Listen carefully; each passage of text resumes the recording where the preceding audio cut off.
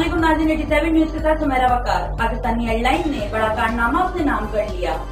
इस्लामाबाद से दुबई जाने वाली PIA की परवाज पी के 203 के टॉयलेट का दरवाजा न होने से मुसाफिर बदबू से निम बेहोश। मुसाफिरों के शोर शराबे और बाहर आना शिकायत पर एयर होस्टेस उनको सब्र तहम्मुल का दिलासा देती रही। मुसाफिरों के एहतजाज पर एयर फ्रेशनर का भी इस्तेमाल किया गया, जिससे कोई खास फर्क न पड़ा। टूटा हुआ दरवाजा किसी बड़े हादसे का सबब बन सकता है।